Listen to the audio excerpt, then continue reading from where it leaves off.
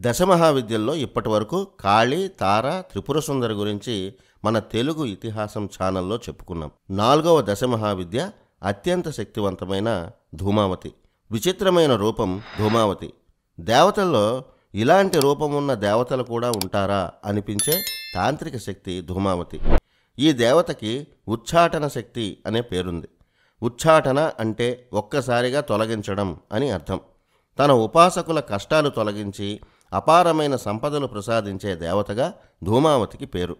ధూమావతిని ఉపాసించిన వారికి దారిద్ర్యం అనేది దరిదాపుల్లో కూడా ఉండదని ఉపాసకులు చెప్తుంటారు. అంతేకాదు, ధూమావతి ఆరాధన వల్ల ఎలాంటి రోగాలైనా శత్రుపీడలైనా తగ్గిపోతాయి. శోకాల నుంచి విముక్తి కలుగుతుంది. ధూమావతి ఆకారమే చాలా విచిత్రమైనది. ఇలాంటి దేవతా రూపాన్ని ఇంకెక్కడా చూడం. పాలిపోయిన ముఖం, మసిబారిన వస్త్రాలు, వేలాడే అంగాలు, క్రూరమైన చూపులు, విరబూసిన జుట్టు, ముసలితనం వల్ల కృశించిన శరీరం, కాకిని ధ్వజంగా కలిగిన జెండా ఉన్న రథం మీద కూర్చొని కళావిహీనంగా ఉంటుంది ధూమావతి. ఎవరైనా మొదటిసారి చూస్తే క్షుద్రదేవతే అనుకుంటారు. ఈ దేవతలో ఎవరూ ఊహించని మరో లక్షణం ఉంది. ధూమావతి విధవరాలుగా కనిపిస్తుంది. ఒక చేతిలో చాట ఉంటుంది, మరోవైపు వరాలిచ్చే అభయహస్తం కనిపిస్తుంది.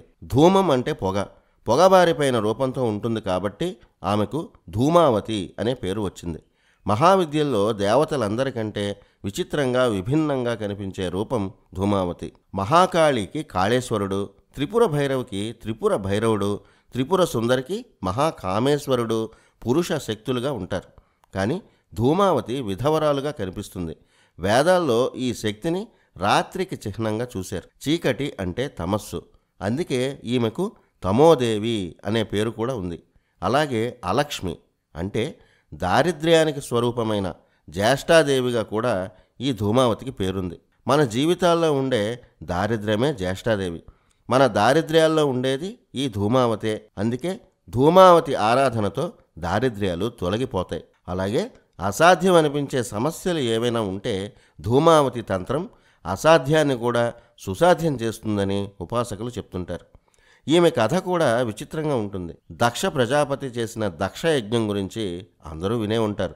ఆ యజ్ఞానికి పిలవకపోయినా శివుడు వద్దు అని చెబుతున్నా వినకుండా తండ్రి మీద మమకారంతో శివుడి భార్య సతీదేవి దక్ష యజ్ఞానికి వెళ్ళింది. అక్కడ తండ్రి అయిన దక్షుడే సతీదేవిని అవమానించాడు. ఆ బాధతో సతీదేవి హోమాగ్నికి ఆహుతి అయింది. సతీదేవి శరీరం బూడిదగా మారింది. ఆ బూడిద నుంచి వెలువడిన శక్తే ధూమావతి. అలా ఆవిర్భవించిన ధూమావతి శక్తి అక్కడ ఉన్న శత్రువులందరినీ చంపేసింది. అంటే ఎంత శక్తివంతమైన శత్రువులనైనా సంహరించగలిగే శక్తి ధూమావతి. అలా ఉచ్చాటనా శక్తిగా అప్పటి నుంచి ధూమావతికి పేరు వచ్చింది. ఈమె ఆవిర్భావం గురించి మరో విచిత్రమైన కథ ఉంది. ఓసారి కైలాసంలో పార్వతీ పరమేశ్వరులు కొలువై ఉన్నారు. ఆ సమయంలో పార్వతీదేవికి విపరీతమైన ఆకలి వేసింది. ఆ విషయం చెబితే ధ్యానంలో ఉన్న శివుడు పట్టించుకోలేదట. అప్పుడు పార్వతికి తీవ్రమైన ఆగ్రహం వచ్చి భర్త అయిన శివుడినే అమాంతం మింగేసిందట. వెంటనే ఆమె శరీరం బూడిద రంగులోకి మారిపోయింది. పార్వతి శరీరంలో ఉన్న శివుడు ఆమెతో ఇలా అన్నాడట: భర్తను మింగేసి బూడిద రంగులోకి మారిన నువ్వు ఈ రోజు నుంచి ధూమావతి అనే పేరుతో పిలువబడతావు. అలాగే భర్తను మింగేసింది కాబట్టి మనకు కనిపించే ఆ వైధవ్య రూపం వచ్చింది. అలా ధూమావతి ఆవిర్భవించిందని ఉపాసకులు చెప్తారు. ఈ కథ వెనుక అంతరార్థం ఏమిటంటే, సృష్టి అదుపు తప్పినప్పుడు ఆ సృష్టిని బ్యాలెన్స్ చేసే శక్తి శివుడు. అంటే విశ్వానికి ఎక్కువైన ప్రతి పదార్థాన్ని ఓ శక్తి లయం చేసుకుంటుంది. ఆ లయకారుడనే శివం అంటాం. అలాంటి లయకారుడిని కూడా లయం చేసుకునే శక్తి ఒకటి ఉంది. ఆ శక్తే ధూమావతి. అంటే ఈ సృష్టిని కూడా అంతం చేయగలిగే శక్తి ధూమావతి. అలాంటి శక్తిని పొందాలంటే ఎంతో ఉపాసన చేయాలి. మనిషి జీవితంలో బాధలు, కష్టాలు ఇవి దుఃఖానికి ప్రతిరూపాలు. ఇవే మన జీవితంలో అతిపెద్ద శత్రువులు. ఈ దుఃఖానికి కారణాలు రుద్రుడు, యముడు, వరుణుడు, నిరుతి. రుద్రుడు మన శక్తిని లయం చేస్తూ ఉండే శక్తి. అందువల్ల మన శరీర వేడిలో మార్పులు వచ్చి జ్వరం, మానసిక రోగాల్లాంటి శరీర బాధలు వస్తాయి. యముడు సంగతి తెలిసిందే. యముడు మన కాలాన్ని హరించే మృత్యువు. మరణం అంటే చనిపోవడం మాత్రమే కాదు. యముడు చాలా రకాల మరణాలని చూపిస్తాడు.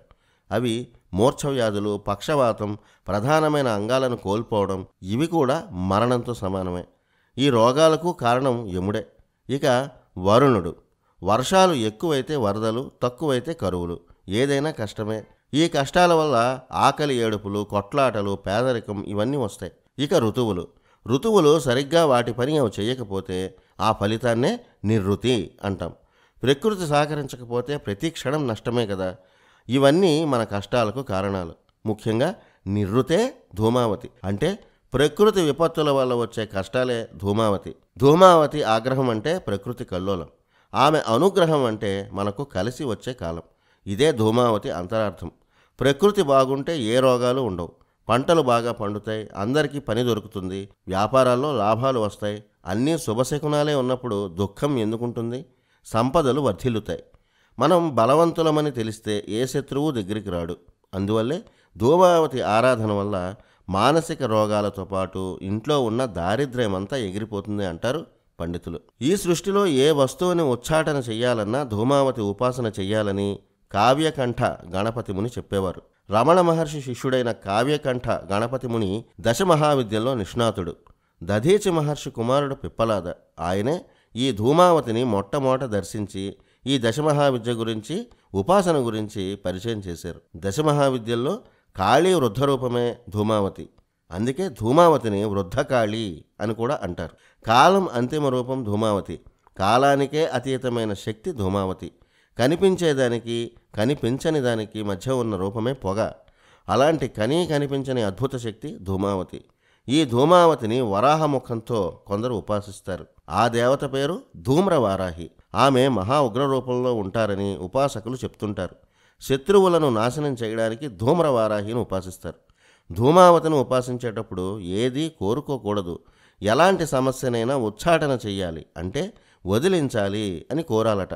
అంటే పేదరికాన్ని వదిలించాలి, రోగాన్ని వదిలించాలి, శత్రువులను వదిలించాలి, ఇలా కోరుతూ ఉపాసన చేయాలంటారు. మొత్తానికి కాలాన్ని కూడా నియంత్రించే శక్తి ధూమావతి. సృష్టినే కాదు, ప్రకృతిని కూడా నియంత్రించే శక్తి ధూమావతి. అయితే ఈ దశమహావిద్యలన్నిటినీ ఒక మంచి గురువు సమక్షంలో మాత్రమే ఉపాసన చేయాలని తంత్రశాస్త్రం చెప్తోంది. ఎవరికి వారు ఉపాసన చేయడం వల్ల ఫలితాలు రాకపోగా దుష్ఫలితాలే ఎక్కువగా వస్తాయని కూడా తంత్రశాస్త్రం చెప్తోంది. ఇది దశమహావిద్యల్లో చిత్రమైన ధూమావతి కథ.